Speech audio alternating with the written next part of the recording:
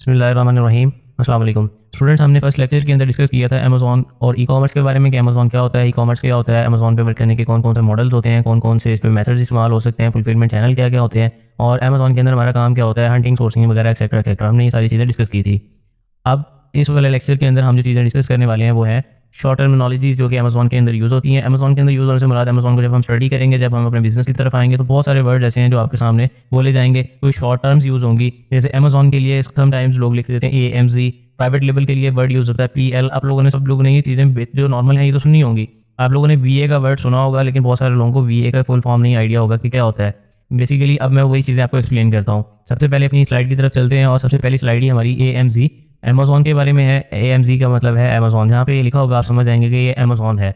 उसके बाद virtual assistant होता है VA। जहाँ भी लफ्ज़ बोला जाए कि मैं आपको VA के तौर पे हायर करने आया हूँ, ये VA के तौर पे सर्विसेज दे रहा हूँ, ये कुछ भी होता है तो ये वर्चुअल असिस्टेंट को बोलते हैं। अब आप लोगों के कुछ लोगों को नॉलेज होगा वर्चुअल असिस्टेंट का, बहुत सारे लोगों को इसके बारे में नहीं आइडिया होगा, तो मैं एक्सप्लेन कर देता हूँ। असिस्टेंट बेसिकली बोलते हैं जो आपको किसी काम के अंदर आपकी हेल्प करता है, आपका जो मददगार होता है, साथी होता है। वर्चुअल कहते हैं उस बंदे को जो आपके पास फिजिकली मौजूद ना हो लेकिन आपको वर्चुअली असिस्ट करे, आपको इंटरनेट के जरिए दूसरी लोकेशन पे बैठ के आपका काम करे। वो आपका ना लोकेशन का बाउंड हो, ना आपकी फिजिकल किसी भी तरह से आपका किसी तरह से बाउंड ना हो। वो आपकी अपॉइंटमेंट सेट कर सकता है, फ़ोन कॉल्स मैनेज कर सकता है, आपका ट्रैवल मैंने अरेंज कर सकता है। अमेज़ॉन का जो ये है इसका काम होता है आपका स्टोर मैनेज करना, प्रोडक्ट हंट करना, आपके लिए सोर्स करना, इनको ऑर्डर प्लेसमेंट, ये वो सारे काम जो है आपका वर्चुअल असिस्टेंट कर देता है। ठीक है जी, ये हो जाता है बेसिकली वर्चुअल असिस्टेंट। अगला हमारे पास जो शॉर्ट टर्म यूज़ होती है ये होती है PL, प्राइवेट लेबल। ठीक है, प्राइवेट लेबल के बारे में मैंने आपको बता दिया था कि ये इसके अंदर जो है हाई सेल वाला आपने जो है वो प्रोडक्ट फाइंड आउट करना होता है और इस तरह आपने इसको अपनी लेबलिंग करके अपना ऑर्डर प्लेस करके, मैंने सारा चीज़ आपको मतलब अमेज़ॉन के हवाले से इसके अंदर अमेज़ॉन प्राइवेट लेबल बताया है मैंने यहाँ पे जो लिखा हुआ है। बेसिकली प्राइवेट लेबल को अगर शॉर्ट वर्ड्स में बोला जाए तो वो अपना खुद का ब्रांड बनाना होता है अमेज़ॉन पे। इसी तरह से जो है वो होलसेल है, medium risk high reward model है अमेज़ॉन का। इसके ऊपर हाई प्रोडक्ट आपने फाइंड करना है, जिसकी सेल्स अच्छी हो उसको अपने मैन्युफैक्चरर या ब्रांड से आपने परचेज़ करना है। ठीक है, और उसको रीसेल करना है, ये होता है होलसेल। इसकी शॉर्ट फॉर्म WS यूज़ होती है। उसके बाद शॉर्ट फॉर्म यूज़ होती है DS। Basically DS drop shipping की शॉर्ट फॉर्म है। ठीक है जी। उसके बाद अमेज़ॉन FBA है। मैंने आपको फर्स्ट लेक्चर में भी इसको एक्सप्लेन किया था। FBA की फुल फॉर्म है फुलफिलमेंट बाय अमेज़ॉन। ये मैंने आपको सारा एक्सप्लेन कर दिया था ऑलरेडी, लेकिन इसके अंदर अभी आप जो है FBA की टर्म समझ लेंगे। जहाँ पे भी FBA यूज़ होगा उसका मतलब है fulfilment bye Amazon. After that हमारे पास है फुलफिलमेंट बाय मर्चेंट FBA। ये भी आपको एक्सप्लेन कर दिया गया था फर्स्ट लेक्चर में, लेकिन आप लोगों को अगेन बता देता हूँ। फुलफिलमेंट बाय मर्चेंट ये अमेज़ॉन का एक फुलफिलमेंट का चैनल है जो आपको अलाउ करता है कि आप या तो अपने खुद आप फुलफिलमेंट कर लें अपने प्रोडक्ट्स की, या फिर अमेज़ॉन को इस्तेमाल कर लें।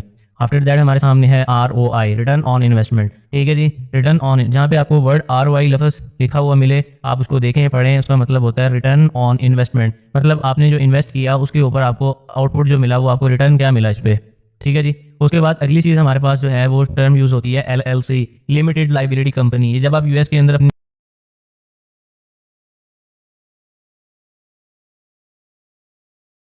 कंपनी रजिस्टर्ड करवाते हैं तो उसको बोला जाता है लिमिटेड लाइबिलिटी कंपनी।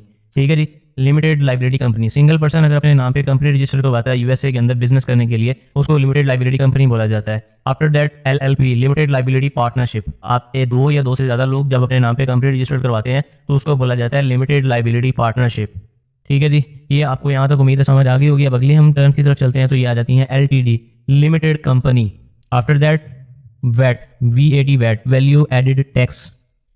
स्क्रीन आपके सामने पॉज करके इन सब चीज़ों को बेशक नोट डाउन करते जाएं साथ साथ, या अगेन देखें, आपकी अपनी चॉइस है। आप इन सब चीज़ों को साथ साथ नोट करते जाएं। मैं अगेन बोल रहा हूँ, नोट्स बनाएंगे तो आप लोगों का बहुत फ़ायदा होगा। उसके बाद है SSN, सोशल सिक्योरिटी नंबर। ये आपको जब आप बिजनेस की तरफ आएंगे तो आपको इन चीज़ों का सारा आइडिया होगा कि डॉक्यूमेंट्स ये कहाँ कहाँ इस्तेमाल होते हैं। इसी के लिए आपको मैं SSN के बारे में थोड़ा बता देता हूँ। SSN जो US के सिटीजन होते हैं इनको एक परमानेंट रेजिडेंट्स को मिलता है, 9 डिजिट्स का नंबर होता है। और ये जिस तरह हमारे पाकिस्तान के अंदर होता है CNIC, countries national ID card number, ये इस तरह का होता है जो परमानेंट रेजिडेंट्स होते हैं उनको मिलता है। इसी तरह आपके सामने अगला जो नंबर जो शॉर्ट फॉर्म है ITIN है, individual tax payer identification number. इसके बाद हमारे पास जो है अगली टर्म जो यूज़ होती है वो होती है UPC, universal product code. Universal product code basically क्या होता है, ये आपका जब एक प्रोडक्ट रजिस्टर्ड करवाते हैं, एक प्रोडक्ट मैन्युफैक्चर होता है वो रजिस्टर्ड होता है तो उसके लिए जो टर्म यूज़ होती है वो होती है यूनिवर्सल प्रोडक्ट कोड। उसको जो उसकी पहचान के लिए नंबर मिलता है। इसी तरह से होता है जब एक बच्चा पैदा होता है उसको गवर्नमेंट रिकॉर्ड्स के अंदर उसका नाम इंटर करवाया जाता है तो उसको जो नंबर मिलता है गवर्नमेंट की तरफ से उसकी आइडेंटिफिकेशन के लिए, तो पाकिस्तान के अंदर उसको CNIC कहते हैं, अमेरिका के अंदर उसको सोशल सिक्योरिटी नंबर बोलते हैं। तो प्रोडक्ट्स के लिए ये होता है UPC, यूनिवर्सल प्रोडक्ट कोड। अगली टर्म हमारे पास यूज़ होती है ASIN, Amazon standard identification number. उसको ASIN भी बोलते हैं, ASIN भी बोलते हैं। तो ये टर्म जो है अमेज़ॉन स्टैंडर्ड आइडेंटिफिकेशन नंबर ये हमारे पास होती है, तो इसको बोला जाता है ये होती है आपकी प्रोडक्ट की अमेज़ॉन पे पहचान के लिए जो नंबर मिलता है वो होता है एजन। अब एजन और यूपीसी में क्या डिफरेंस होता है? यूपीसी की एग्जांपल इस तरह से ले लें कि जैसे एक बच्चे का सीएनएसी नंबर होता है, एक बंदे का सीएनएसी नंबर होता है, वो पूरे ऑल ओवर पाकिस्तान उसकी सारी डिटेल उसमें होती है कि इसका नाम क्या है, इसका बाप का नाम क्या है, इसका एड्रेस क्या है, इसका क्या क्या सारा सारा रिकॉर्ड उसमें आ जाता है, ठीक है। इसी तरह यूपीसी जो होता है इसमें प्रोडक्ट की वो आ जाती है, ओरिजिन क्या है, मैन्युफैक्चर कहाँ पे हुआ, कलर क्या है, ये सारी चीज़ें उसमें डिटेल होती है। और एजन की पहचान इस एग्जांपल इस तरह ले लें कि ये आपका एक तरह से स्पेसिफिक रोल नंबर होता है। जैसे आपको बोर्ड एग्जाम के अंदर आपको रोल नंबर मिलते हैं ना, तो इंटरमीडिएट का अलग होगा, आपका मैट्रिक का अलग होगा, तो इस तरह से आपका रोल नंबर का काम करता है आपकी अमेज़ॉन की वेबसाइट पे। मतलब बोर्ड के एग्जाम्स में आपको एक स्पेसिफिक नंबर मिलता है जो आपका सिर्फ उसी बोर्ड के लिए वैलिड होता है।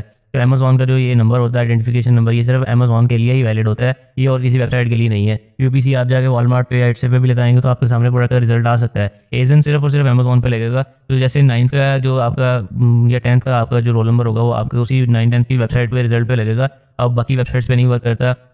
तो इसी तरह से अमेज़ॉन का जो ये एजन होता है ये अमेज़ॉन के लिए होता है। उसके बाद आ जाता है EAN, यूरोपियन आर्टिकल नंबर। ये यूरोप के अंदर जो उन्होंने अपनी पहचान के लिए ग्लोबल ट्रेड आइटम नंबर होता है, ठीक है। अच्छा, इसके बाद आ जाता है EAN, European article number. European article number आपका यूरोप के अंदर जो आपके प्रोडक्ट को नंबर मिलता है 88 या 3 डिजिट्स का होता है, ठीक है, वो आपको 8 या 13।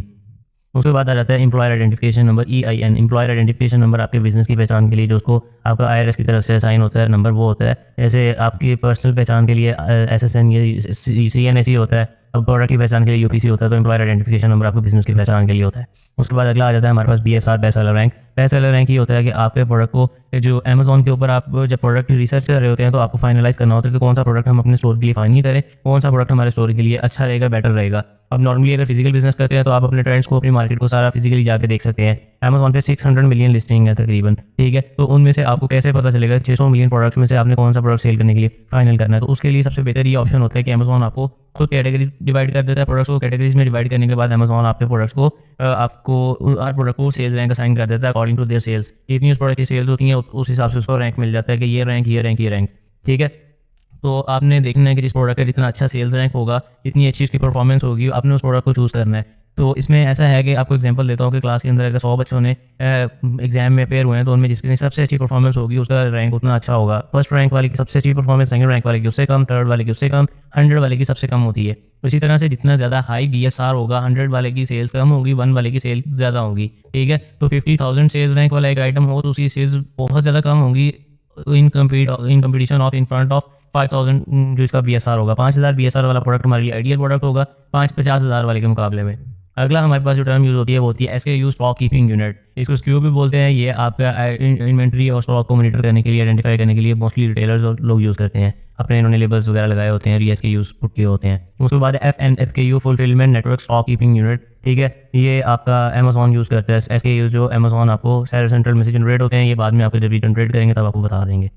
उसके बाद हमारे पास आ जाता है MOQ, minimum order quantity. Supplier या ब्रांड की तरफ से एक क्वांटिटी सेट होती है कि आप कम से कम हमसे इतने यूनिट परचेज कर सकते हैं, इससे कम हम आपको सेल नहीं करेंगे। ये होता है MOQ, मिनिमम ऑर्डर क्वांटिटी, ठीक है जी। मिनिमम ऑर्डर क्वांटिटी का मतलब कम से कम आप हमसे 10 unit, 20 unit, 100 unit, 1000 unit purchase कर सकते हैं, हम इससे कम सेल नहीं करते। उसके बाद MOV, minimum order value. Minimum order value होता है कि कम से कम आप हमसे $5000 का सामान ले सकते हैं या कम से कम आप $20,000 का सामान ले सकते हैं। तो ये MOQ और MOV होता है सप्लायर्स और ब्रांड्स की तरफ से। उनकी हर बंदे की, हर उसकी कंपनी की अपनी पॉलिसी होती है।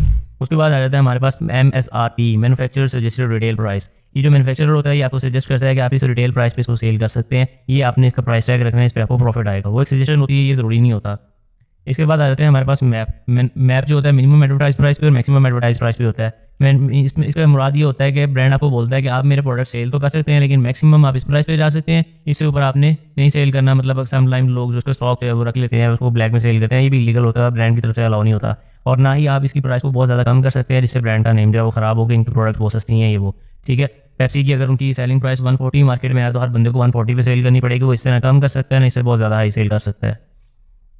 उसके बाद टर्म यूज़ होती है B2B, business to business. Business to business जो ये टर्म यूज़ होती है ये बिजनेस टू बिजनेस डील के लिए होती है। जैसे आपने अमेज़ॉन पे सेल करना है तो आप एज अ बिजनेस ओनर है, आप जब परचेज करेंगे तो आप जो आपको सेल कर रहा है वो भी बिजनेस वाला है, ठीक है। तो ये डील क्या हुई बिजनेस टू बिजनेस। लेकिन आगे जब आपसे कस्टमर परचेज करेगा तो ये आप बिजनेस हैं और नेक्स्ट आपसे परचेज करने वाला एंड यूज़र है, कस्टमर है। तो ये जो डील होगी, ये जो ट्रांजेक्शन होगी, ये होगी बिजनेस टू कस्टमर डील, तो ये कुछ शॉर्ट टर्म्स हैं, जिसमें शायद कोई रह भी गई हो तो आपको इंशाल्लाह आगे जब आएगी तो आपको एक्सप्लेन कर देंगे। बाकी इन आप लोगों ने उम्मीद है इन सब चीज़ों को अच्छे से समझ भी लिया होगा, नोट डाउन भी कर लिया होगा। अब मुलाकात होगी हमारी नेक्स्ट लेक्चर में, आपको प्रैक्टिकली सारी चीज़ें करके दिखाएंगे। इंट्रोडक्शन हमारे यहाँ पे ख़त्म होते हैं, एक्रोनियम्स का भी और सारी चीज़ों का। उम्मीद है आप सबको समझ आ गई होगी। Thank you once again for joining us. अल्लाह हाफिज़।